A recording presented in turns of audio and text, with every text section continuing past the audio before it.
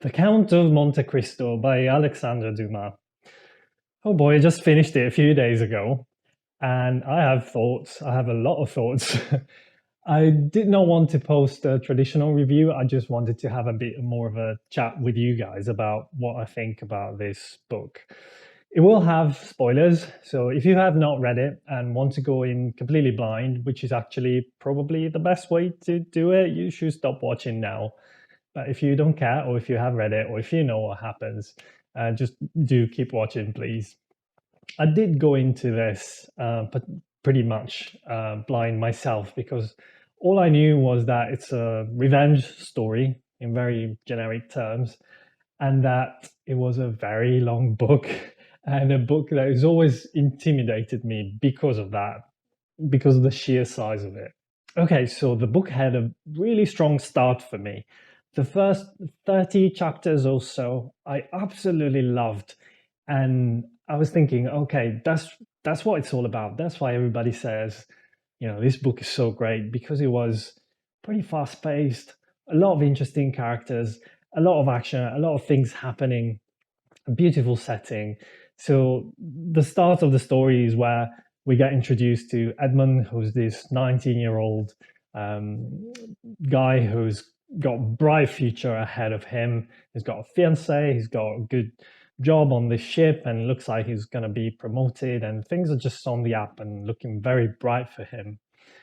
But this attracts the attention of some people who are a bit envious or resentful about his success, let's call it that way, and start to conspire against him. So he eventually gets arrested and gets imprisoned in a castle on an island in complete isolation. So this whole storyline I found incredibly compelling, and I thoroughly enjoyed it. We follow all this drama unfolding, and then we get to be part of the despair that Edmund experiences while in jail, and how you hang on to hope and life by a thread, and how fragile that balance can be. And in all this, Edmund himself is not entirely sure why he's in jail, because he's not necessarily a fervent supporter of Napoleon, but that's why he was imprisoned, on the premise that he was aiding in some way the return of Napoleon, and so participating in a presumed coup d'etat which was being planned.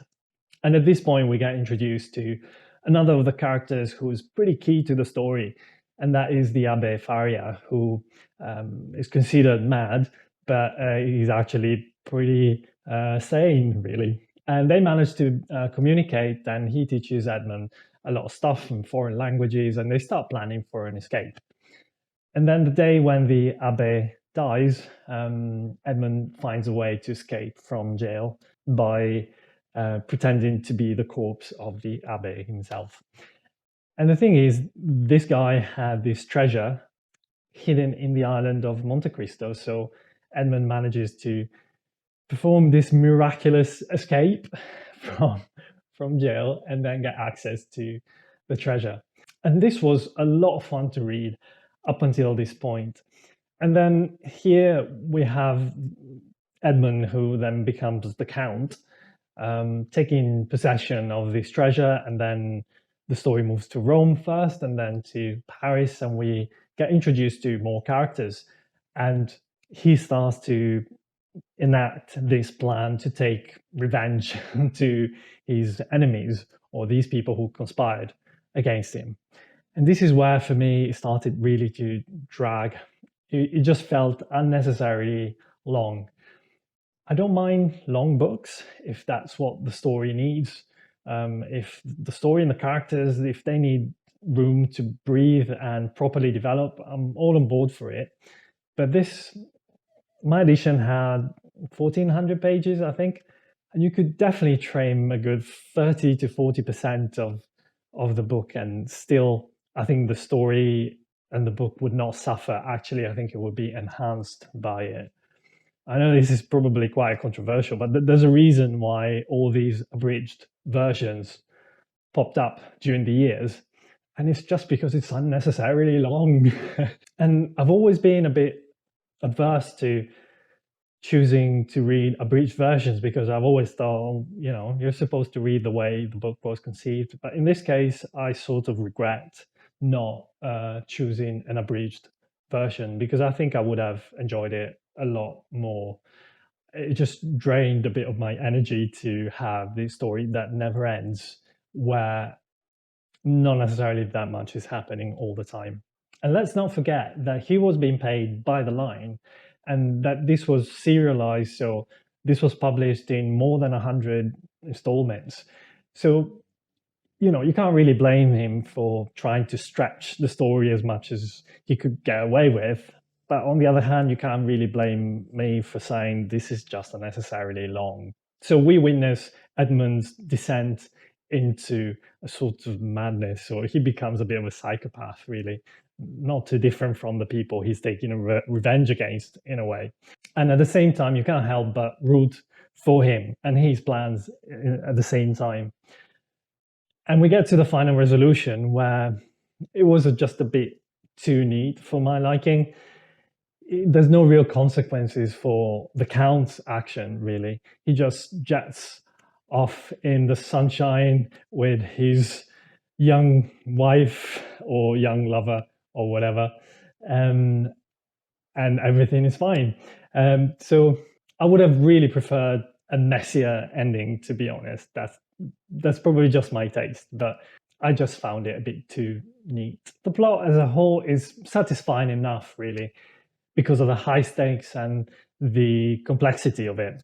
On the other hand, there's a lot of things that are really far-fetched and really unrealistic.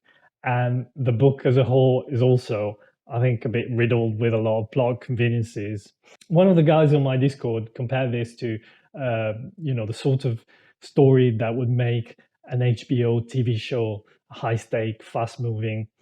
I'm not entirely sure about that. To me, it felt more like a South American soap opera where things are just overly dramatic. And I mean, Edmund disguises himself into different people, like the priest and the English lord, and no one suspects anything because he speaks all this language perfectly with absolutely no accent, like a native speaker. No one suspects anything. I don't know, it seemed a bit far-fetched. The characters were a bit hit or miss for me.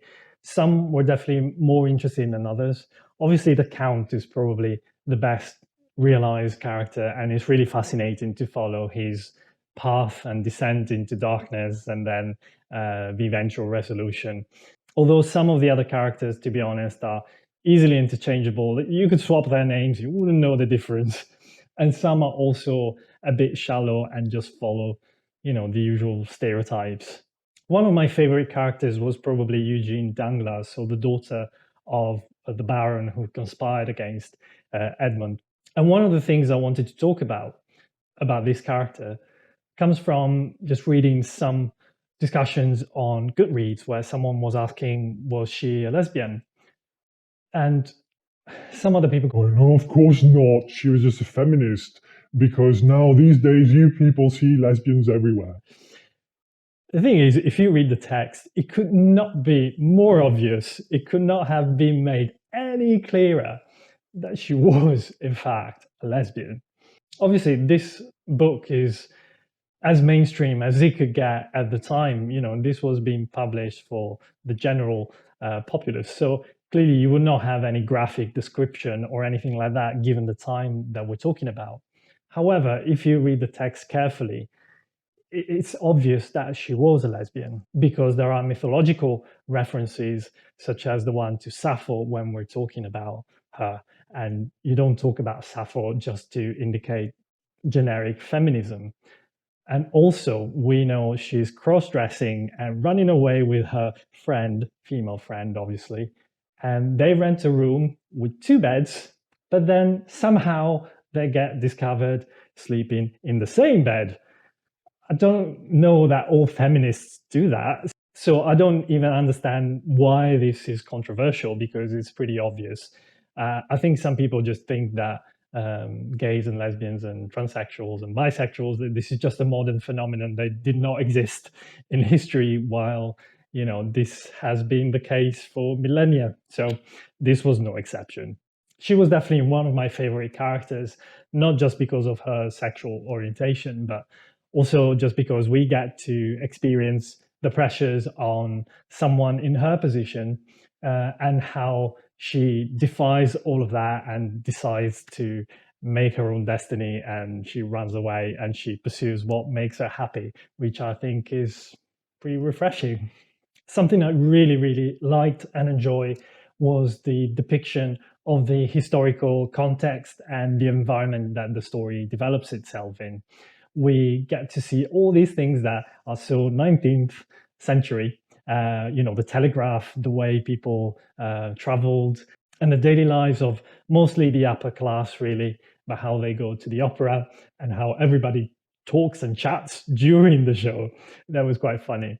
And also the historical context, which I think is for the most part taken for granted because given the original audience of the story, everybody would have been quite familiar with the events around the transition from the empire to the republic, the empire again, and all of that historical context, which I found incredibly interesting. What is a bit difficult for me to comment on is the prose and the language. I resolved to read this in French first, and then when I started, I read chapter one. I was like, this is going to take me too long, so I gave up pretty quickly.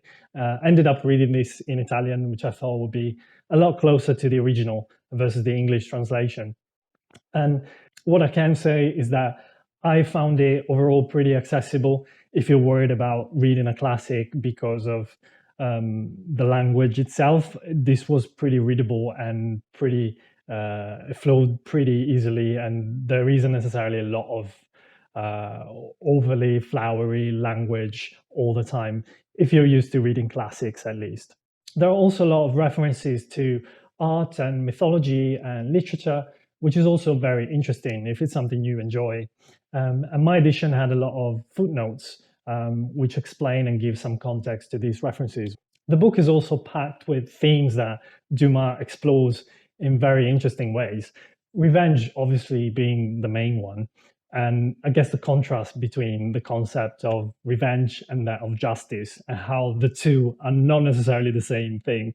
And we see that very clearly in the book, how the Count is obsessed with revenge, but how this leads to very questionable outcomes and a lot of collateral damage, which is what eventually will cause him to rethink his moral principles at the very end of the story.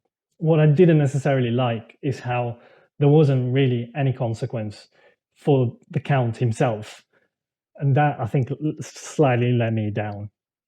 But we also see how love, the concept of love, motivates him and a lot of the actions in the story. Although even on that front, I found that a bit shallow, and we have this very melodramatic idea of love, which is probably typical of some of the literature of the era, to be fair. But we have this constant, oh, my beloved left me, how am I going to do? I'm going to kill myself, oh my God. And obviously the theme of identity and reinventing yourself, which obviously we see with the Count first and foremost, but not with just him. Several characters go through these arcs where their position in society changes for the better or for the worse, in some cases multiple times to the same character. For some reason, Dumas seemed to be obsessed with the theme of money as well, or at least that's the impression I got. We have so many references around people's wealth, and this is often quantified in terms of, what's the annual income of such and such person, how it changes and what it means, and inheritance side of things. And obviously that is a reflection of probably some of the concerns of the upper class at the time. So from that point of view, it's quite interesting to see. I just found it perhaps a little bit overemphasized over other aspects of the story. And God is another of the characters in the book, really. There's these constant references about God's will and the providence and what God's wants. And the Count clearly sees himself as an agent for God because his revenge is what God is asking of him, which again is probably part of his madness, I suppose. But on the other hand, we know that even today, some people see reality that way, that everything is God's will. So it's not surprising to see that in the novel, even though France had gone through the Enlightenment era itself, but clearly the mentality of the people takes quite a long time to change. And that was clearly very interesting to follow during the book. So did I enjoy this overall? Yeah, I think I did. I never really considered DNFing the book, despite the size of it, which clearly is a sign of how I was invested in the story and the characters, for sure. As I said, there were things I didn't quite appreciate as much, like how melodramatic everything had to be all the time, with all these women fainting all the time because they couldn't cope with what was happening, and mostly just the size of the book. I sort of regret not picking up an abridged version of the story. I think I would have enjoyed it a lot more. And some of the positive reviews that I've seen are reviews of abridged versions. Not to say that some people don't love the full version, I'm not saying that at all. But in my specific scenario, I think it was definitely overly long, and that was probably my main point of contention with the book, really. So my final rating for the book was 7 out of 10. I hope you guys enjoyed this video. Please give me a thumbs up, and I'll see you the next time.